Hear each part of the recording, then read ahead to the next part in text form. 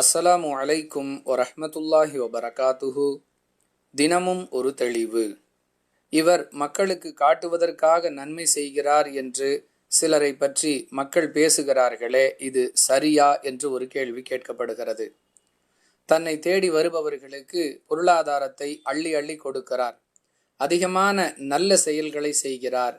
இப்படிப்பட்ட சில மனிதர்களை பார்த்து அவருடைய வெளிப்படையான நடவடிக்கைகளை கவனித்து இவர் விளம்பரத்திற்காகவே நன்மை செய்கிறார் என்று அவரை பற்றி மக்கள் பேசுவதை பரவலாக நாம் கேள்விப்படுகிறோம்.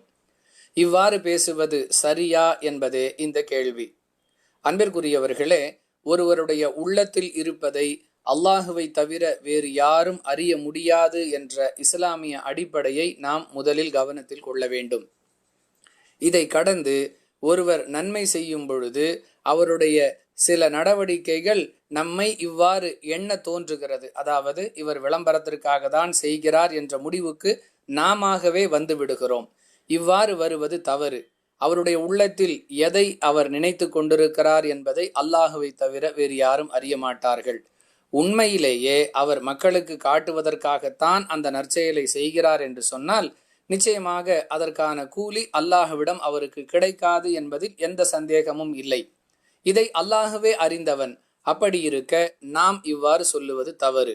இதை கடந்து யாரை பற்றி நாம் இவ்வாறு சொல்லலாம் என்பதற்கு திருக்குரானிலிருந்து நமக்கு ஒரு விளக்கம் கிடைக்கிறது. 2வது அத்தியாயத்தின் 262வது வசனத்தில் அல்லாஹ் இது குறித்து பேசுகிறான். ஒருவர் அல்லாஹுடைய பாதையில் செலவு செய்துவிட்டு அதை சொல்லி காட்டுகிறார். யார் இவரை கொண்டு உதவி பெற்றார்களோ அவர்களுக்கு தான் செய்த உதவியை அடிப்படையாக வைத்து தொல்லை கொடுக்கிறார். இப்படிப்பட்ட பழக்கங்கள் யாரிடம் இருக்கிறதோ நிச்சயமாக அவருக்கு அல்லாஹ்விடம் எந்த கூலியும் கிடையாது என்ற அர்த்தத்தில் 2வது அத்தியாயம் 262வது வசனத்தில் அல்லாஹ் பேசுகிறான். இப்படிப்பட்ட நடவடிக்கைகள் யாரிடம் இருக்கிறதோ அவரை பற்றி இவர் விளம்பரத்திற்காக தான் செய்கிறார் என்று நம்மால் தெளிவாக சொல்ல முடியும். இதற்கு திருக்குரான் சாட்சியாக இருக்கிறது.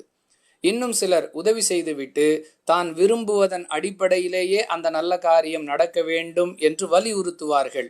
இவர்களும் இந்த பட்டியலில் வருவார்கள் என்பதை குர்ஆனுடைய வழிகாட்டுதலிலிருந்து நாம் அறிந்து கொள்கிறோம். எனவே நாம் வெளிப்படையாக ஒரு விஷயத்தை தெரிந்து கொள்ளாதவரை யாரை பற்றியும் தவறாக பேசக்கூடாது என்பது இந்த கேள்விக்கான தெளிவு. வாஹிரு தஅவானா அனில் ஹம்துலில்லாஹி ரப்பில் ஆலமீன். அஸ்ஸலாமு அலைக்கும் வரஹ்மத்துல்லாஹி வபரகாத்துஹு.